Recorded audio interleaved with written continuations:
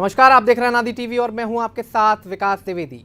5 शहर 5 खबर। जी हां, मध्य प्रदेश और उत्तर प्रदेश से 5 बड़ी खबरें हम आपको बताने जा रहे हैं जिन पर दिन भर हमारी नजर बनी रहेगी। सबसे पहले हम बताएंगे कि अब सीएम शिवराज ने 12वीं की परीक्षा में 80% से ज्यादा अंक लाने वाले छात्रों को बड़ा तोहफा दिया है। दूसरी खबर में बात होगी संसद में अभी हाल ही में पारित किए गए 2 कृषि बिलों की, जिसको लेकर देश भर समेत मध्य प्रदेश में भी किसान संगठन प्रदर्शन कर रहे हैं। तीसरी खबर में हम आपको कांग्रेस का वो प्लान बताएंगे जिसमें डैमेज कंट्रोल के लिए पीसीसी चीफ कमलनाथ ने 9 नेताओं को जिम्मेदारी दी है।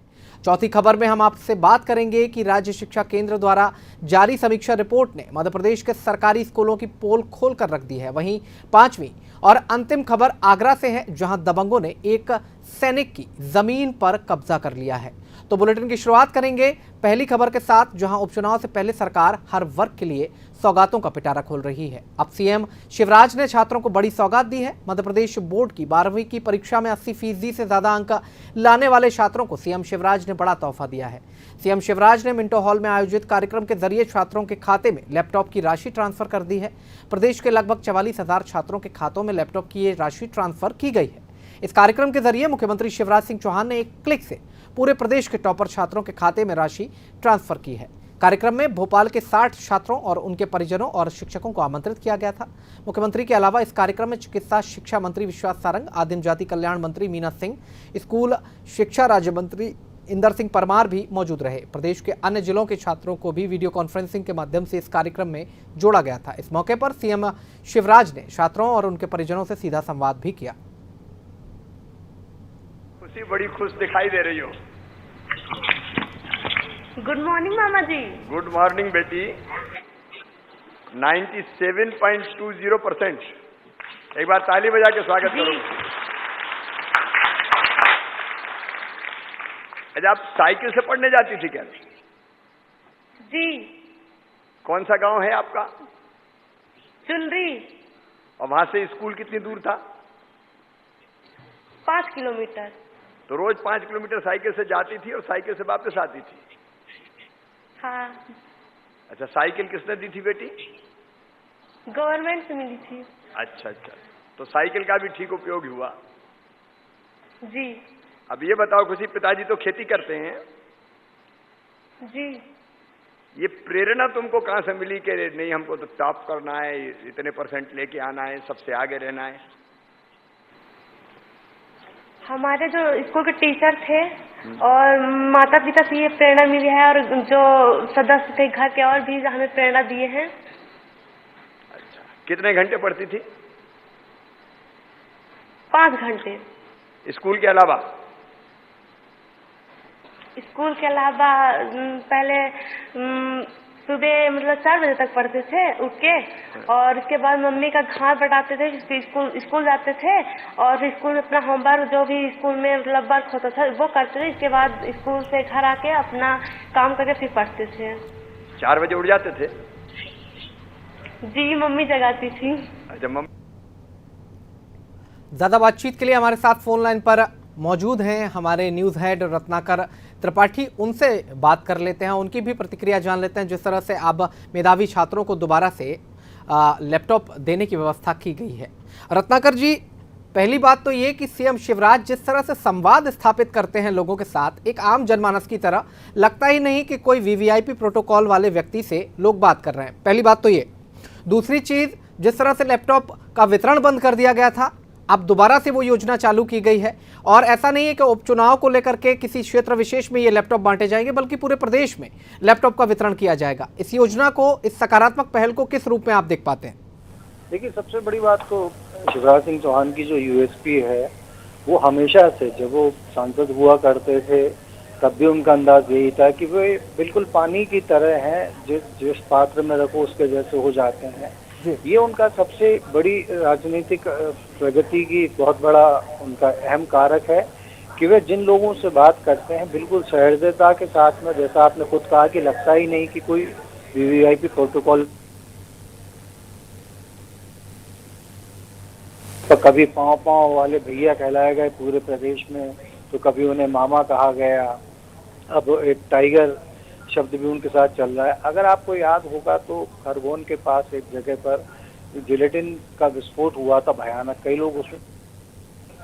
Shivraj Singh Chouhan as a chief minister वहां पहुंचे थे और जनता इस कदर आक्रोशित थी कि लॉ एंड ऑर्डर की सिचुएशन बन गई थी, लेकिन शिवराज जी सड़क किनारे एक जगह पर बैठ गए। सड़क किनारे बैठ के उन्होंने लोगों की व्यथाएं सुनी, उनकी पूरी तकलीफ को सुना, उसे दूर करने का आश्वासन दिया और जनता का सारा गुस्सा देखते ही देखते खत्म हो गया था। मंदसौर में भी जब गोलीकांड हुआ था, 6 किसान मारे गए थे, शिवराज जी चीफ मिनिस्टर थे, वो मंदसौर गए, वहाँ उन परिवारों से जाके मिले, जबकि इतनी वहाँ पर अलार्मिंग सिचुएशन थी, किसानों का गुस्सा जो था बिल्कुल फूट पड़ने की स्थिति में था, लेकिन शिवराज जी ने वहाँ पर गए। तो वो उनकी एक बहुत ही बड़ी खूबी है लोगों से जुड़ने की, लोगों से संवाद करने की, और सबसे बड़ा जो इसका उनका रहता है कि इसके जरिए वो आम और खास के बीच के फर्क को खत्म कर देते हैं।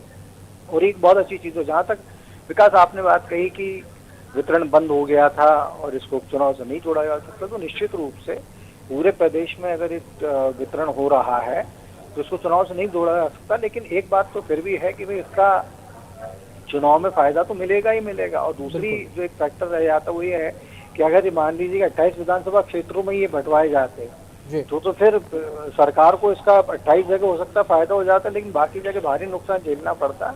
तो योजना निश्चित रूप से क्षेत्र विशेष को देख के नहीं बनती है, न यहाँ संभवतः पूरे प्रदेश में दिए गए। और इससे बहुत अच्छी बात यह है कि इस तरीके की चीजों से प्रतिभाओं के बीच एक जो प्रोत्साहन जाता है, बहुत ही सकारात्मक किस्म से उनके बीच संदेश जाता है कि अगर हम अच्छा पढ़ेंगे, हम भी अच्छा पढ़ेंगे, अच्छे मार्क्स लाएंगे, तो हमें भी सरकार की तरफ से कोई सौगात मिल जाएगी। और विकास बहुत ही एक जोरदार अच्छी चीज देखने की जो अभी आई गई है। उसने बताया कि 4 बजे सुबह उनकी माँ उनको उठाती हैं, वो अपना काम करने के साथ साथ स्कूल में जाने के साथ साथ 5 घंटे अतिरिक्त पढ़ाई करती है। ठीक बात है, जिस तरह से बच्ची जवाब देती हुई नजर आई है और ये योजना अब लागू होगी। आपने जिस तरह से बताया कि ये एक प्रतिस्पर्धा का भाव भी पैदा करता है और बच्चों को आगे बढ़ने के लिए एक प्रेरक संदेश देने की भी इस तरह की योजनाएं काम करती हैं। बहुत शुक्रिया रत्नाकर जी हमसे जुड़ने के लिए और अपनी प्रतिक्रिया देने के लिए। तो ये थे हमारे न्यूज़ हेड जो कि बता रहे थे कि एक इस तरह के तमाम आयोजन बच्चों के बीच प्रतिस्पर्धा भी पैदा करते हैं और उनको आगे बढ़ने के लिए एक प्रेरणा भी प्रदान करते हैं। फिलहाल बढ़ते हैं अगली खबर की ओर। संसद में अभी हाल ही में पारित किए गए 2 कृषि बिलों के खिलाफ देश भर में किसान संगठनों का आक्रोश लगातार बढ़ता जा रहा है। कृषि बिल के खिलाफ शुक्रवार को भारत बंद का आह्वान भी किया गया है, जिसके तहत मध्य प्रदेश में भी कृषि विधेयक के खिलाफ किसान संगठन प्रदर्शन कर रहे हैं। कहीं केंद्र सरकार का पुतला दहन, तो कहीं चक्का जाम, तो कहीं प्रधानमंत्री, केंद्रीय कृषि मंत्री, प्रदेश के मुख्यमंत्री, कृषि मंत्री, क्षेत्रीय सांसद को चूड़ियां भेंट की जा रही हैं। किसान संगठनों ने अभी नहीं तो कभी नहीं का नारा देकर केंद्र सरकार की किसान विरोधी नीति का विरोध करना लक्ष्य बनाया है। वहीं किसानों के इस प्रदर्शन का कांग्रेस भी समर्थन कर रही है। कांग्रेस भी जगह जगह किसानों के इस प्रदर्शन में अपनी अहम भूमिका निभा रही है। हालांकि खुद पीएम मोदी और सीएम शिवराज कह चुके हैं कि ये विधेयक किसानों के हित में है। इसके साथ ही बीजेपी इसके लिए किसानों को जागरूक भी कर रही है और किसी भी तरह के भ्रम में नहीं आने की बात कह रही है। भोपाल पहुंचे राज्यसभा सांसद ज्योतिरादित्य सिंधिया ने भी इस विधेयक का समर्थन किया है और इसे किसानों के लिए ऐतिहासिक बताया है। उन्होंने कहा कि 70 साल के बाद असली आज़ादी आज किसानों को मिली है। अब पूरी तरह से किसान अपनी फसल बेचने के लिए स्वतंत्र हैं।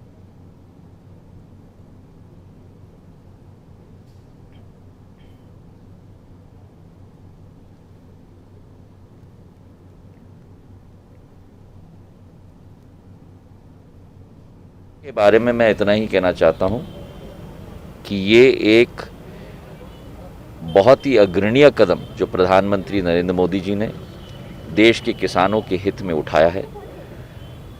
70 साल के बाद असली आज़ादी अब आज किसान को मिलने जा रही है, जहां पूरी तरह से अपना उपज किसान कहीं भी और किसी को भी बेचने के लिए स्वतंत्र है।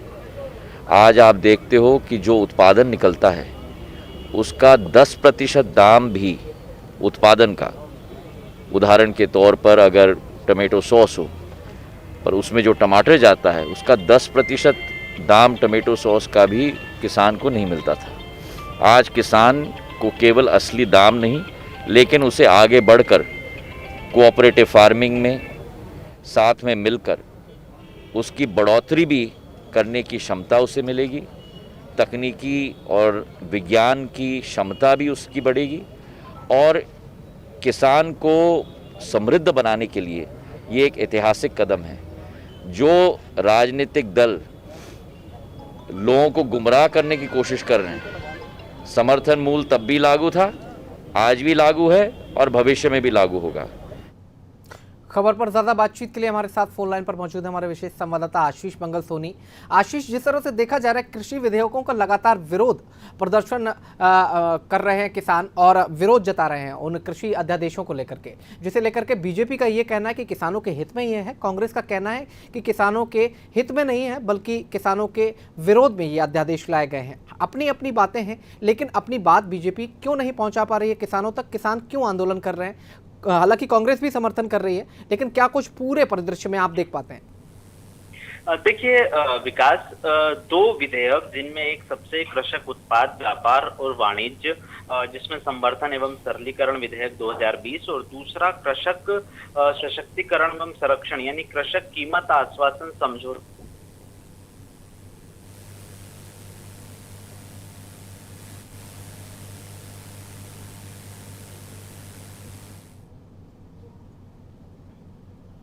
लगता है हमारा संपर्क हमारे संवाददाता से टूट गया है। हम उनसे दोबारा जुड़ने की कोशिश करेंगे, लेकिन कृषि अध्यादेशों को लेकर के ये जो तस्वीरें इस वक्त की निकल करके आ रही हैं, तमाम जगहों की ये तस्वीरें, प्रदेश ही नहीं पूरे देश में अलग अलग हिस्सों से इस तरह की तस्वीरें निकल करके आ रही हैं। बीजेपी का आरोप है कि कांग्रेस किसानों को भ्रमित करने का काम कर रही है, जबकि ये किसान अध्यादेश जो हैं वो किसानों के हित में है। जबकि कांग्रेस का कहना है कि इनसे अहित होने वाला है किसानों का, और अब किसानों के साथ कांग्रेस भी आगे इसके समर्थन में आ गई है और किसान संगठन लामबंद हो गए हैं, जगह जगह विरोध प्रदर्शन कर रहे हैं। हमारे विशेष संवाददाता आशीष मंगल सोनी एक बार फिर हमारे साथ जुड़ गए हैं। आशीष, आप अपनी बात जारी रख सकते हैं।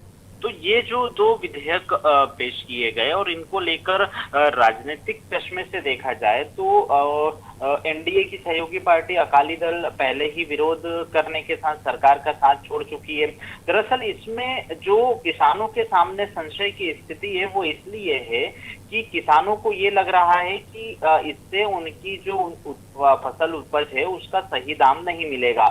लेकिन जो इस विधेयक में साफ तौर पर लिखा है कि किसान अब अपनी उपज कहीं भी किसी को भी सीधे ग्राहकों को बेच सकेगा, जिसमें रेस्टोरेंट के अलावा फूड प्रोसेसिंग कंपनियां हैं वे भी शामिल है। तो ये इससे खरीदारों की प्रतियोगिता बढ़ेगी। दरअसल पूरे देश के किसान इस बिल का विरोध जो ज्यादातर लोग कर रहे हैं और आंदोलन हो रहे हैं, उसमें सबसे खास बात यह है कि सरकार ने किसानों से जो अनाज सबसे अधिक खरीदा है वो गेहूं और चावल है। ये सबसे ज्यादा पंजाब और हरियाणा में गेहूं चावल होता है। खाद्य एवं सार्वजनिक वितरण विभाग की रिपोर्ट पर गौर करें तो कुछ सालों में पंजाब हरियाणा का 80% धान और करीब 70% तक गेहूं जो है वो सरकार ने खरीदा है। ऐसे में सबसे ज्यादा प्रभावित इन्हीं राज्य के लोग हो रहे हैं, किसान हो रहे हैं। किसान ये सोचकर भी डर रहा है कि नए कानून के बाद क्या उन्हें न्यूनतम समर्थन मूल्य मिलेगा या नहीं। उन्हें डर है कि अगर सरकार उनका अनाज नहीं खरीदेगी तो फिर वो किसे अपना अनाज बेचेंगे। अभी तो सरकार उसे निर्यात कर देती है या फिर अलग अलग जगहों पर वितरित कर देती है। ठीक बात है, यानी कि कंफ्यूजन की काफ़ी कुछ स्थितियां हैं, लेकिन अगर तस्वीर स्पष्ट होती है तो काफ़ी कुछ समझ में आएगा। राजनीति से जोड़कर इस मुद्दे को जब हवा दी गई तो उसके कारण बहुत सारी स्थितियां स्पष्ट नहीं हो पा रही हैं और इसलिए किसान शायद सड़कों पर उतरने को मजबूर हैं। और बीजेपी और कांग्रेस के बीच में चल रही इस जंग के बीच जो तस्वीर निकल करके सामने आ रही है वो अलग ही तस्वीर मध्य प्रदेश सहित देश की दिखाई देती है। बहुत शुक्रिया आशीष हमसे जुड़ने के लिए और अपनी प्रतिक्रिया देने के लिए। तो कृषि अध्यादेशों को लेकर के जो कंफ्यूजन क्रिएट हो रहा है उसको लेकर के पार्टियां अपनी अपनी राय रख रही हैं। किसानों का समर्थन कर रही है कांग्रेस और इनको कृषि अध्यादेश को जो है वो किसानों के विरोध में बता रही है, जबकि बीजेपी इसे एक सकारात्मक प्रतिक्रिया और पहल के रूप में देख रही है और कह रही है कि देश में आगे आने वाला समय किसानों के हक का होगा। चलिए बढ़ते हैं अगली खबर की ओर, जहां कांग्रेस के नाराज नेताओं को मनाने के लिए अब पीसीसी चीफ कमलनाथ ने नया प्लान तैयार कर लिया है। कमलनाथ ने डैमेज कंट्रोल के लिए 9 नेताओं को जिम्मेदारी दी है। प्रदेश कांग्रेस अध्यक्ष कमलनाथ ने चुनाव प्रचार और प्रबंधन के बाद समन्वय की कमान भी अपने हाथों में ले ली है। उम्मीदवारों की पहली सूची के बाद स्थानीय नेताओं की नाराजगी ने कांग्रेस को और सतर्क कर दिया है। ऐसे में असंतुष्टों को संतुष्ट करने का जिम्मा कमलनाथ ने विधानसभा प्रभारी पूर्व मंत्रियों को दिया है। कमलनाथ भी चुनाव प्रचार के दौरान नाराज नेताओं से मिलेंगे। कमलनाथ उम्मीदवारों की दूसरी सूची फाइनल करने के लिए दिल्ली में मौजूद हैं। उम्मीद है अगले 2-3 दिन में दूसरी सूची घोषित हो सकती है, लेकिन इससे पहले कमलनाथ ने ग्वालियर चंबल में नाराज नेताओं को मनाने की जिम्मेदारी पूर्व मंत्री डॉक्टर गोविंद सिंह, लाखन सिंह और रामनिवास रावत को सौंपी है। मालवा का जिम्मा पूर्व मंत्री सज्जन सिंह वर्मा, जीतू पटवारी और जयवर्धन जयवर्धन सिंह को दिया गया है। निमाड़ में पूर्व मंत्री सचिन यादव और उनके भाई पूर्व पीसीसी चीफ अरुण यादव असंतुष्टों से संपर्क कर रहे हैं। भोपाल आने वाले नेताओं से मिलने की जिम्मेदारी पूर्व स्पीकर एनपी प्रजापति को दी गई है। अभी कुछ नेता अस्वस्थ हैं, उनके स्वस्थ होने के बाद वे इन जिम्मेदारों को निभाएंगे। समन्वय की जिम्मेदारी निभा रहे कमलनाथ ने यह स्पष्ट कर दिया है कि उपचुनावों में हर कार्यकर्ता को काम दिया जाएगा। कांग्रेस के पूर्व विधायक, पूर्व सांसद, पूर्व जिला जनपद अध्यक्षों को भी आवश्यकता और उपयोगिता के आधार पर काम सौंपा जाएगा। खबर पर ज्यादा बातचीत के लिए हमारे साथ फोन लाइन पर मौजूद हैं हमारे पॉलिटिकल एडिटर मनोज वर्मा। मनोज जी, जिस तरह से असंतुष्टों को साधने का प्रयास लंबे समय से किया जा रहा है और अब तो टीम भी गठित कर दी गई है, क्या कुछ मानते हैं, कितना कुछ असर इसका देखने को मिलने वाला है? देखिए, अभी तक हमने देखा था कि बीजेपी सुनियोजित तरीके से पूरी प्लानिंग के साथ आगे बढ़ रही थी, उनके सारे नेता एक साथ नजर आ रहे हैं। लेकिन कांग्रेस में हमने देखा था कि कमलनाथ एकला चलो की स्थिति में थे और जो कांग्रेस के बाकी दिग्गज नेता हैं, चाहे वो दिग्विजय सिंह हो, सुरेश पचौरी हो, अजय सिंह हो या बाकी और जो भी नेता हैं, वो अभी तक सक्रिय हुए नहीं है। ऐसे में असंतोष बढ़ता जा रहा था और जो पहले 15 टिकट घोषित किए थे तो उनमें से लगभग आधा दर्जन ऐसे वो चेहरे हैं जो कांग्रेस छोड़कर कभी बीजेपी में रहे थे, बीजेपी में चुनाव लड़े, जीते हारे और वापस कांग्रेस में लौटे हैं, जिनको लेके भारी असंतोष था। तो इस असंतोष को डैमेज कंट्रोल करने के लिए एक कमेटी बनाई गई है जिसमें डॉक्टर गोविंद सिंह को जिम्मा सौंपा गया। डॉक्टर गोविंद सिंह भिंड से आते, लाहार से मंत्री रहे हैं और सीनियर लीडर, उनका खासा प्रभाव है। लाखन सिंह दूसरा नाम है जो कि कमलनाथ सरकार में मंत्री थे। रामनिवास रावत जो कि सिंधिया के कट्टर समर्थक माने जाते थे, लेकिन वो सिंधिया के साथ बीजेपी में नहीं गए। रामनिवास रावत कार्यकारी अध्यक्ष थे। विधानसभा चुनाव हारने के बाद मुरैना से वो नरेंद्र सिंह तोमर के खिलाफ चुनाव लड़े थे लेकिन हार गए थे। इसके बावजूद उनको ग्वालियर चंबल की इन तीनों नेताओं को जिम्मेदारी सौंपी है। सज्जन सिंह वर्मा पूर्व मंत्री रहे हैं, विधायक हैं। जीतू पटवारी कार्यकारी अध्यक्ष है। जयवर्धन सिंह दिग्विजय सिंह के बेटे हैं, युवा नेता हैं और अशोकनगर, राघोगढ़, गुना के आसपास उनका काफी प्रभाव है। उनको इस टीम में शामिल किया गया है। इसके साथ ही निमाड़ की जिम्मेदारी पूर्व कृषि मंत्री सचिन यादव और उनके बड़े भाई जो कि अरुण यादव जो कि केंद्रीय मंत्री रहे, पीसीसी चीफ रहे, उनको जिम्मा सौंपा गया है। और इन सबकी जिम्मेदारी इनका एनपी प्रजापति को सौंपी गई है जो कि सीनियर लीडर हैं, विधानसभा के स्पीकर रहे हैं। तो कांग्रेस ने कोशिश की है कि विधानसभा चुनाव की तारीखों का संभवतः, जैसे आज ही हमने देखा था ऐलान होने वाला था, लेकिन ये 27 तारीख को ऐलान होगा। तो इसके पहले कांग्रेस चाह रही है कि जो बची 13 लोगों की जब लिस्ट आएगी उसके पहले सारा संतोष थाम लिया जाए, जिससे कांग्रेस एकजुट होकर चुनाव मैदान में उतर पाए। चलिए, बहुत शुक्रिया मनोज जी इस तमाम जानकारी के लिए। तो ये थे हमारे पॉलिटिकल एडिटर मनोज वर्मा जो कि बता रहे थे जिस तरह से समीक्षा उन्होंने की, जिस तरह से विश्लेषण उन्होंने प्रस्तुत किया, ये देखने वाली बात है असंतुष्टों को साधने में कांग्रेस कितनी कामयाब होती है। अब स्ट्रेटेजी के तहत काम कर रही है जैसा कि बीजेपी किया करती थी। अब इसका फर्क भी आने वाले चुनाव में देखने को मिल सकता है। फिलहाल बढ़ते हैं अगली खबर की ओर, जहां कोरोना काल में वैसे तो ज्यादातर स्कूल बंद है, लेकिन इस बीच राज्य शिक्षा केंद्र द्वारा जारी समीक्षा रिपोर्ट में जो खुलासा हुआ है उसने मध्य प्रदेश की शिक्षा व्यवस्था की पोल खोल कर रख दी है। राज्य शिक्षा केंद्र द्वारा जारी समीक्षा रिपोर्ट के मुताबिक प्रदेश के 99,987 प्राथमिक और माध्यमिक स्कूलों में से 21,000 में तो हैंडपंप ही नहीं है। 2,000 स्कूल तो ऐसे हैं जहां पीने के पानी की व्यवस्था तक नहीं है। 1208 स्कूल शौचालय विहीन है। 44,000 स्कूलों में बिजली नहीं है। इन सब कमियों के लिए अब सभी जिलों के मिशन संचालकों से जवाब मांगा गया है। आपको बता दें, स्वच्छ भारत अभियान के तहत साल 2014-15 में स्कूलों में मूलभूत सुविधाओं की कमी को लेकर विस्तृत आंकड़े जारी किए गए थे। इसके बाद स्कूलों में मूलभूत सुविधाएं मुहैया कराने स्कूल शिक्षा विभाग हर साल करोड़ों रुपए का बजट जारी करता है। साल 2019-20 में करीब 1800 करोड़ की राशि जारी की गई थी। हर साल राशि मिलने के बाद भी अब तक स्कूलों में पीने के पानी का इंतजाम न होना और शौचालय विहीन स्कूल चिंता पैदा करते हैं। और सवाल भी, प्रदेश के 8 जिलों के स्कूलों की स्थिति ज्यादा ही खराब है। इनमें बड़वानी, छतरपुर, दमोह, राजगढ़, सिंगरौली, खंडवा, गुना और विदिशा जैसे बड़े शहर शामिल हैं। प्रदेश के 4 महानगरों में इंदौर की स्थिति संतोषजनक है। यहां अधिकांश स्कूलों में मूलभूत सुविधाएं मिल रही हैं। राजधानी भोपाल की बात करें तो यहां 29 स्कूलों में पीने के पानी की व्यवस्था नहीं है। वहीं 16 स्कूलों में शौचालय तक नहीं बने हैं।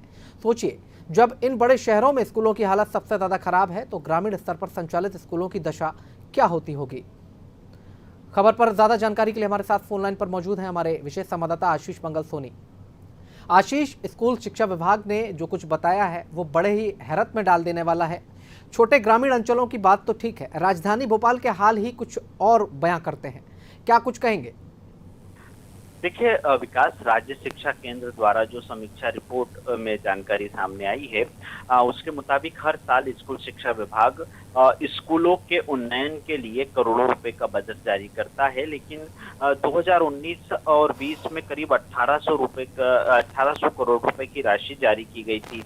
लेकिन उसके बाद भी प्रदेश के नवनिहालों का भविष्य सुरक्षित नहीं है, क्योंकि उन्हें स्कूल में न तो मूलभूत सुविधाएं मिल रही है। यदि मूलभूत सुविधाएं स्कूल में नहीं है तो स्कूल में शिक्षा का क्या स्तर होगा, इस पर भी विचार किया जा सकता है। प्रदेश में 99,987 प्राथमिक और माध्यमिक स्कूलों में से 21,000 स्कूलों में हैंडपंप, पीने के पानी के लिए हैंडपंप नहीं है, वहां पर पीने के पानी की व्यवस्था नहीं है। 2000 स्कूल ऐसे हैं जहां पर पीने के पानी की कोई व्यवस्था नहीं है। 1208 स्कूल शौचालय विहीन है और 44,000 स्कूलों में बिजली तक नहीं है। इसका मतलब साफ है कि ये 1800 करोड़ रुपए का बजट जिन जिम्मेदारों के लिए जारी किया जाता है, इसकी जो नोडल एजेंसी होती होगी या जो काम करने वाले अधिकारी हैं, वो आखिर क्या कर रहे थे। 1800 करोड़ रुपए का बजट कोई छोटा बजट नहीं होता है विकास।